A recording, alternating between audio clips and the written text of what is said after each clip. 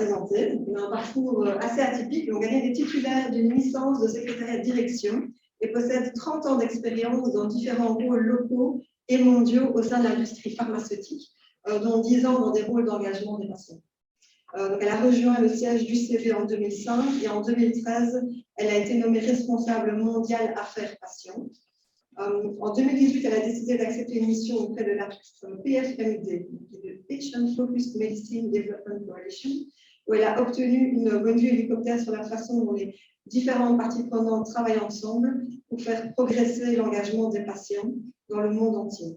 Alors, dans son rôle de responsable de programme, son principal livrable a été la formation sur l'engagement des patients co-créée pour les professionnels de l'industrie. En avril 2020, elle a été nommée responsable de l'engagement des patients chez MSD Bilux. Alors, elle a été également cofondatrice d'Eupathie Belgique, donc qui est de l'European Patients Academy of Therapeutic Innovation. Et elle est toujours membre du comité exécutif. Elle est également une ambassadrice des patients migraineux pour elle-même et son fils Björn, et une ardente défenseuse de la participation des patients. Le plus impressionnant,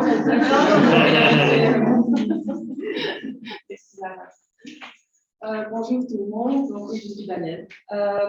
Et je voulais partager avec vous aujourd'hui, c'est surtout un peu l'historique de Eupathie Belgique, donc l'Académie des patients européenne, mais avec des plateformes aussi belges. Et aussi quelques outils qui me sont personnellement très utiles dans mes différentes missions. Et en deuxième lieu, j'aimerais aussi vous présenter une initiative issue de MSD, donc une de mes casquettes, mais surtout parce que c'est une très chouette collaboration avec plein de différentes parties, de différents stakeholders qui veulent ensemble améliorer la littératie en santé en Belgique. Mais donc, tout d'abord, avant de commencer, j'aimerais quand même vous présenter ma famille.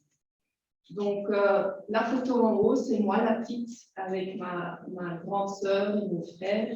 Et en dessous, ma famille. Donc, j'ai 2 garçons. Et mon compagnon de vie a aussi 2 garçons. Donc, on a 4 fils entre 20 et 26 ans. Donc, beaucoup d'énergie. Mais surtout, je voulais partager ça avec vous parce que ça explique pourquoi j'ai choisi mon principe directeur, comme Lara m'a gentiment demandé de faire le mien. Parce que, donc, en fait, depuis ma jeunesse, on a quand même eu un parcours assez intéressant. Donc, mon père est décédé quand j'avais 20 ans d'un cancer de poumon. Et ma maman, il y a 8 ans, elle a eu un accident cérébrovasculaire. Avec une conséquence, elle est paralysée du côté droit.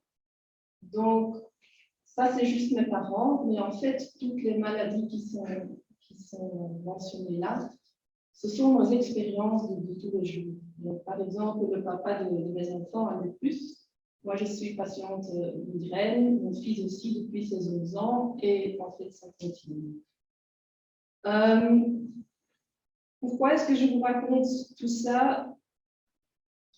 En fait, c'est tout d'abord pour faire le lien avec mon principe principal. Pour moi, c'est vraiment tellement important de bien écouter les gens, pas seulement les patients, mais aussi les citoyens. Parce que personnellement, j'ai quand même vu comment certaines décisions ont été prises pour nous, sans nous consulter, quand j'ai vu un peu les maladies de mes parents. Il n'y a personne qui a demandé ce que mon père voulait dans ses dernières semaines de vie. Et par exemple, j'ai aussi appris très jeune à pousser pour cet examen de contrôle, cette consultation supplémentaire. Et surtout aussi, et ça c'est encore pour moi le plus sensible, à demander ce rendez-vous avec le directeur de l'école parce que je voyais que mon fils il souffrait. Et donc ça, pour moi, c'est devenu vraiment une mission. Une mission qui me tient vraiment à cœur. Parce que vous avez vu, j'ai plusieurs casquettes. Je travaille pour MSD, Société pharmaceutique, mais je suis volontaire en Eupathie. Et j'ai déjà parlé avec quelques gens. Je sais que Eupathie n'est pas très connue. Je ne sais pas s'il y a des gens qui qui sachent ce que veut dire, c'est quoi l'organisation. Mais donc, c'est donc l'Académie des patients européenne, mais en fait, ils ont des plateformes dans 23 pays, dont la Belgique. Et donc, je suis cofondatrice de Eupathie Belgique. On a démarré, si je me rappelle bien, les premières négociations, c'était en 2014, mais ça existe depuis 2017. Ça prend pas mal de temps avant de mettre une ASBL en route. Et donc, qu'est-ce qu'on fait exactement? Donc, on fournit des formations à des patients et des associations de patients gratuites. C'est surtout sur tout ce qui est recherche et développement des médicaments, mais on va aussi plus large. Et pourquoi? Parce qu'on s'est rendu compte que très souvent, les patients sont consultés de plus en plus par les industries, mais il y a parfois aussi un peu le background qui manque. Mais ça marche comment? C'est quoi ce processus? C'est quoi une étude clinique?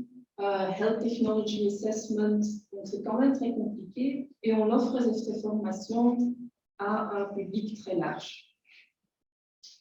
En faisant ça, on veut augmenter la capacité des patients. Donc, il y a une demande spécifique. Nous, on regarde ce qu'on a comme module. Les modules ont tous été créés avec des patients, mais aussi avec les experts des différents sujets. Et on prend en fait les modules, on va les traduire et on donne aussi des formations locales. Donc, ça se peut qu'une association de patients nous contacte. Ils veulent comprendre, mais c'est quoi exactement le processus des études cliniques, hein, pourquoi est-ce qu'il y a des gens qui peuvent participer, d'autres pas. Donc, on va les aider à bien comprendre tout ce qui est derrière.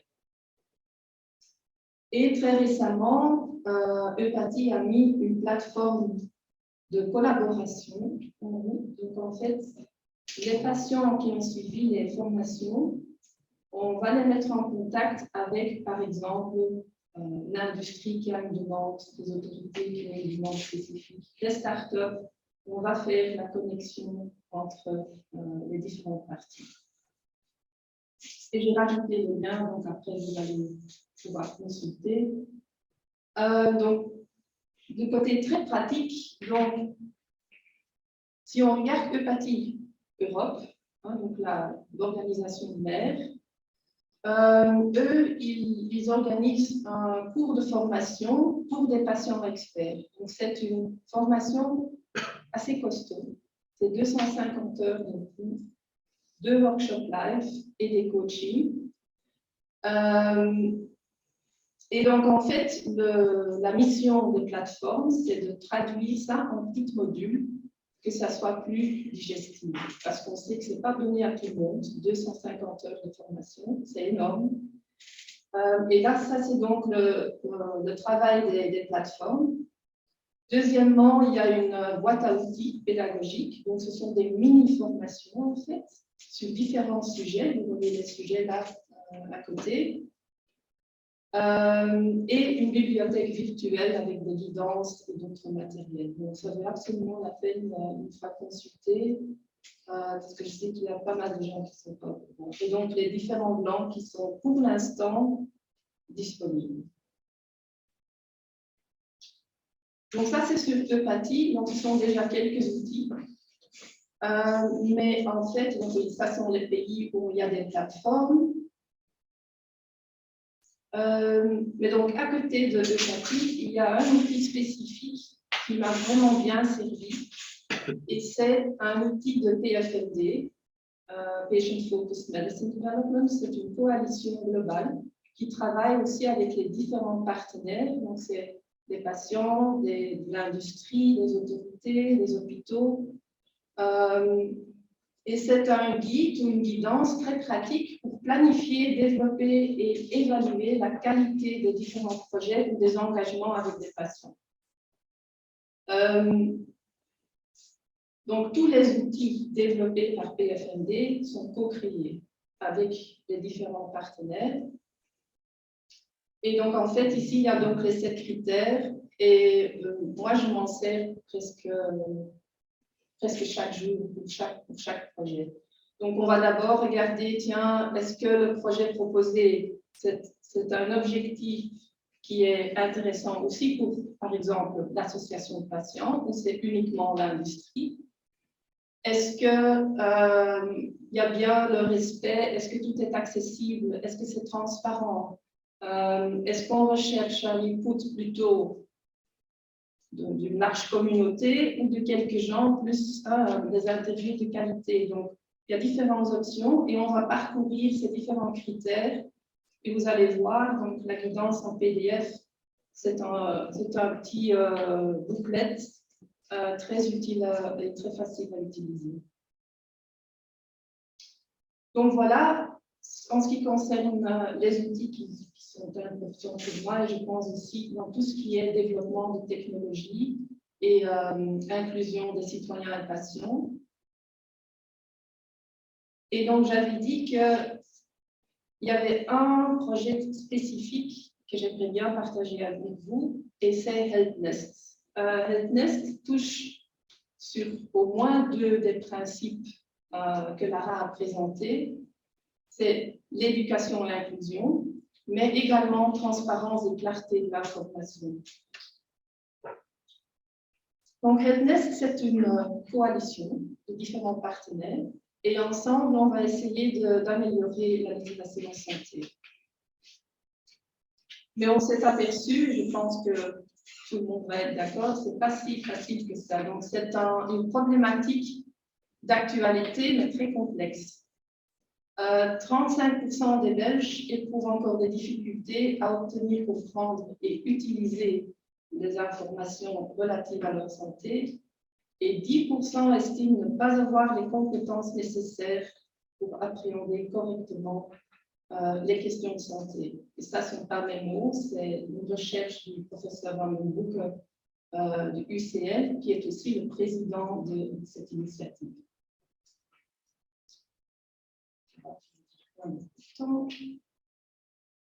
Et je suis sûre que vous vous posez la question, mais c'est qui derrière HelpNest? Voilà les différents partenaires. Donc, c'est vraiment un large partenariat. Notre président, professeur Van den Broek, et on a des représentants des pharmaciens, les médecins généralistes, Zorgnet Curo, la Ligue cardiologique, donc, et les mutualités. Et donc, ensemble, ça c'est vraiment le board stratégique. Ensemble, on va regarder mais comment on peut faire en réalité pour faire bouger les choses. Donc ça, c'est un peu l'historique, parce que HelpNest, ce n'est pas nouveau, ça existe depuis 2013. Et c'est vraiment cette coalition de différents partenaires. Et on essaye aussi d'avoir plus d'organisations de patients pour le board stratégique. Jusqu'à maintenant, ce n'est pas facile d'identifier les associations qui veulent participer, mais c'est vraiment indispensable d'avoir cette perspective. Et heureusement, vous allez voir un peu plus loin, heureusement, il y a bientôt un événement où il y a pas mal de représentation des patients, donc on voit que ça commence à bouger. Mais donc, avant, donc il y a quelques années, ça s'appelait encore Well Done Awards. Tout a démarré comme un appel à projet où il y avait donc un jury qui allait choisir quel projet allait gagner le Well Done Awards. Mais on s'est aperçu que ce n'était pas facile à mesurer, mais est-ce qu'on fait en réalité une différence?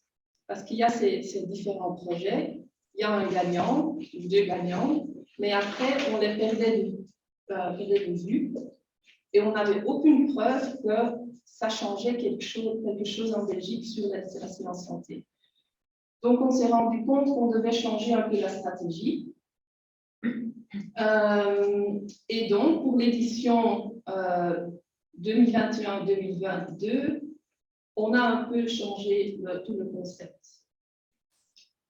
Comme on s'est rendu compte que c'était un défi complexe et qu'on n'avait pas vraiment cet impact qu'on voulait créer, on a travaillé l'année passée sur tout un mapping sur les différents acteurs qui pouvaient ou qui jouent ou qui pouvaient jouer un rôle dans tout ce qui est littératie en santé, des projets en cours pour éviter tout ce qui est la duplication. Donc, on a tout mis sur un mapping.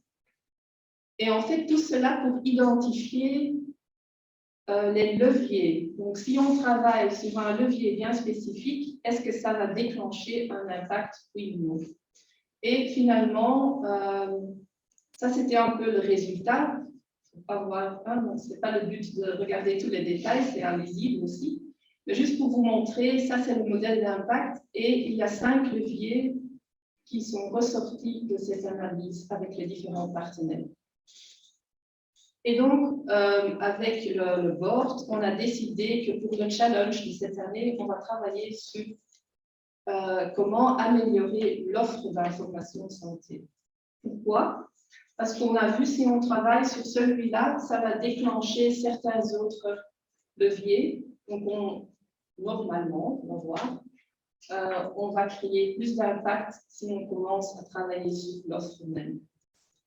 Tandis que, par exemple, si on veut augmenter le nombre d'organisations qui ont des connaissances de santé ou cette information claire, c'est plus compliqué, donc ce sera pour un challenge peut-être l'année prochaine ou plus tard.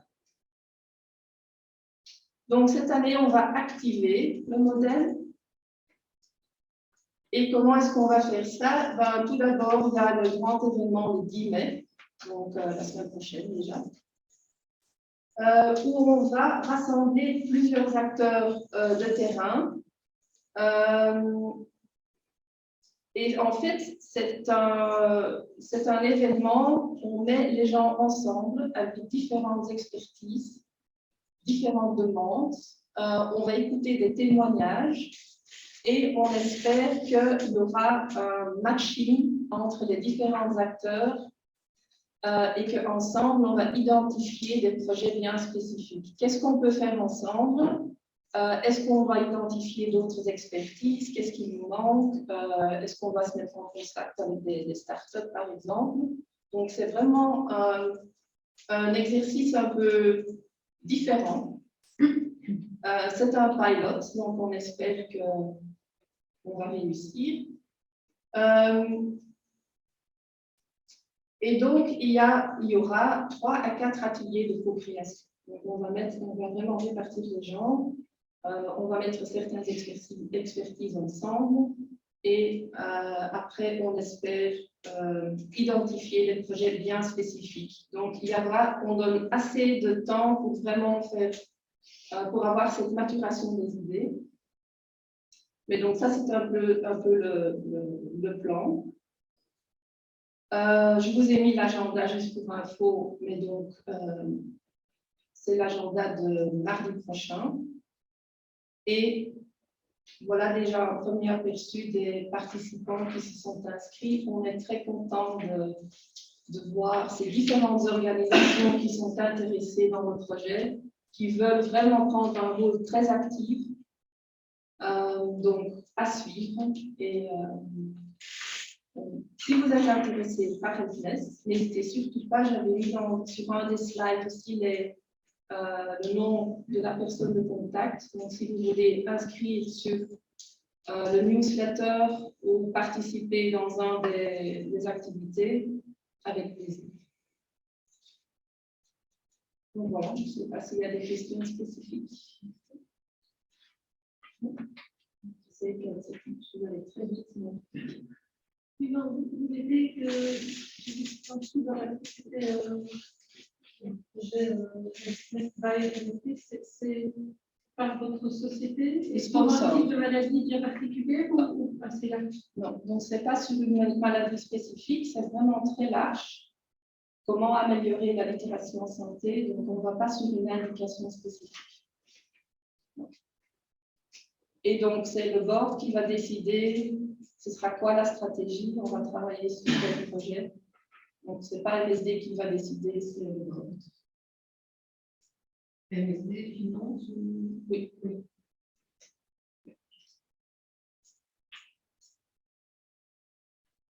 Il y a d'autres questions?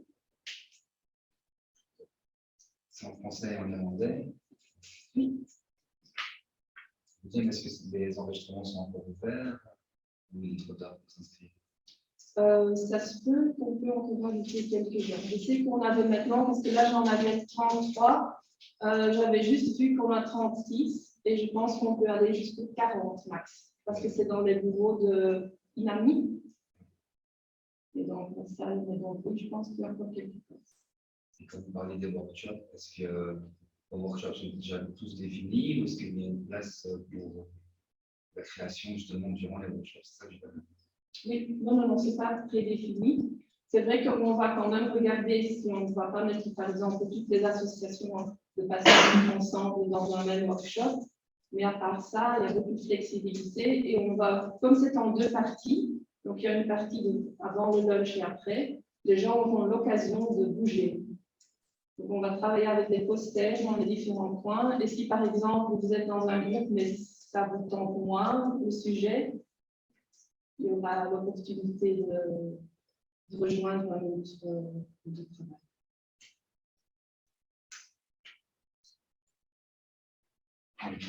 Vous disiez que ce n'était pas évident de toucher les associations patients pour rejoindre la coalition ASNEST. Qu'est-ce qui est difficile en fait, à ce niveau-là? Ça reste encore difficile parce que justement, c'est sponsorisé par l'industrie.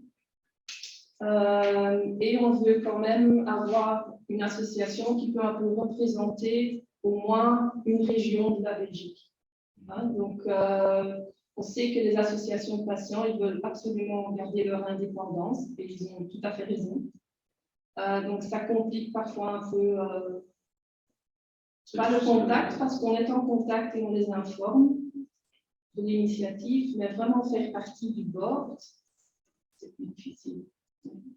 C'est le sponsoring MSD qui a la compétition. Pour l'événement, ici, il y a quand même pas mal d'associations présentes. Ici, oui. Oui. Donc, on est vraiment ravis de voir qu'il y a pas mal d'associations de patients qui vont rejoindre l'événement même, mais on cherche aussi une association pour rejoindre le board stratégique. C'est un peu qui manque. Des initiatives similaires sous sponsoring d'autres privés comme MSD, ça existe également, ou c'est vraiment très spécifique MSD? Sur le sujet ou plus large? HealthNest, est-ce qu'il y a un équivalent sponsorisé par un GSK ou d'autres, par exemple? On est donc en fait, on est très complémentaire de tout ce que la fondation a besoin organise. Donc, Tina Van Zandt sera aussi impliquée dans l'événement. Et là, c'est vraiment complémentaire. L'initiative comparable de l'industrie par la connaissance. Sur le sujet de littératie en santé, c'est MSD qui drive ça depuis 2013, depuis presque 10 ans, avec une collaboration très profonde avec Stéphane Van den Broek, qui est professeur à l'UCL et à la KUL, des deux côtés, qui s'est attribué un peu ce thème au niveau européen. Hein, c'est l'expert européen, c'est pas juste un expert belge. J'avais une question par rapport à cette réunion et sur ces groupes de travail, le problème de la littératie en santé et des technologies. Est-ce que vous comptez aborder la question des groupes d'âge? Évidemment, l'enfant, l'adulte, la personne âgée, c'est chaque fois une problématique différente. C'est quelque chose que vous allez aborder? Oui, en fait, on a maintenant, par exemple, un des témoignages, c'est pas vraiment sur l'âge, mais c'est Foyer qui vient parler, donc tout ce qui est les migrants, et donc les minority groups, je ne sais pas comment on dit en français, mais oui, parce qu'on s'est rendu compte que c'est là très souvent qu'il y a un manque, parce que les informations sont vraiment pour un public très très large, mais pas pour ces groupes spécifiques.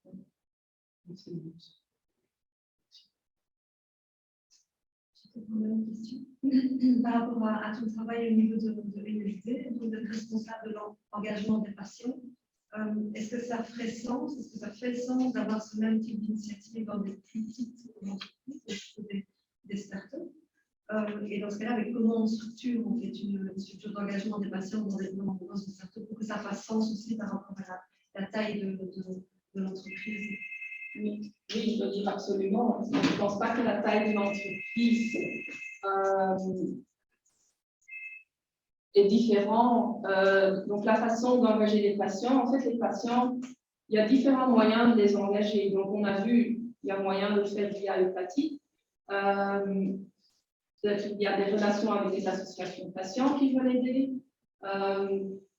Je me rappelle quand j'ai vraiment démarré, il y a plus de 10 ans, dans Patient Engagement, on a même consulté nos propres familles pour identifier des gens avec une maladie bien spécifique pour donner l'input. Donc, il y a plusieurs façons d'intégrer sans que ça doit coûter énormément ou sans que ça va prendre beaucoup de travail. Mais ça devrait vraiment être intégré systématiquement dès le début, de préférence. Parce qu'on voit encore très souvent que les patients sont consultés quand il y a déjà un produit final ou une brochure ou une application. Et là, en fait, c'est déjà trop tard parce qu'on ne veut pas tout jeter à la poubelle et recommencer. Donc, l'importance de commencer très tôt dès le début. Et du coup, une start-up qui veut mettre ça en place, elle peut s'ajouter par exemple à Eupatie ou Oui, donc Eupatie Connect, j'ai rajouté le lien Eupatie Connect. Là, il y a moyen de soumettre votre projet bien spécifique. Et c'est Eupatie qui va, identifier le patient avec le bon profil. Les patients avec le bon profil.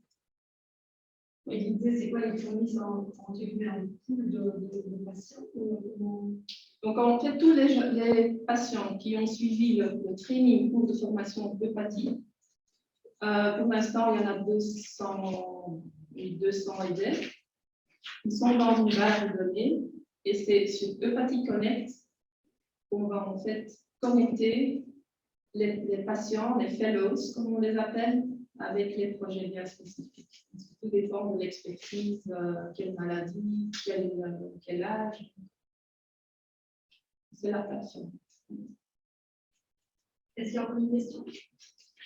Les groupes de patients doivent avoir suivi la formation. Donc, les patients qui sont inscrits sur la plateforme ont suivi la formation. Mais là, ça, c'est dans l'outil plutôt européen. Mais après, par exemple, vous pouvez toujours contacter Eupatie Belgique, parce que là aussi, il y a des patients qui ont été formés, par exemple, dans les modules études cliniques.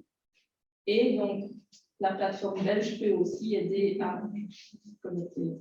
Oui. Mais ce n'est pas avec un outil très avancé, encore face à face, et on connaît les gens qui ont suivi les workshops.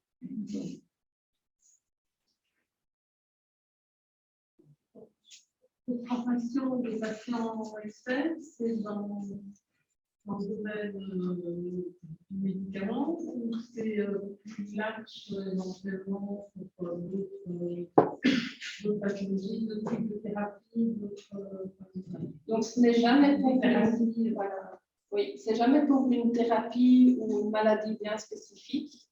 Mais par exemple, ce n'est pas que sur ces modules-là, ils vont aussi aider les patients sur tout ce qui est patient advocacy. Qu'est-ce que ça veut dire d'être ambassadrice ou patient expert? Ça se peut que c'est sur l'écosystème belge. C'est quoi le processus de remboursement? Mais toujours générique. Jamais pour une maladie spécifique. Ce qui est différent parce qu'il y a aussi PEC, Patient Expert Center. Et là, c'est vraiment spécifique par maladie. des patients experts de sous-métron.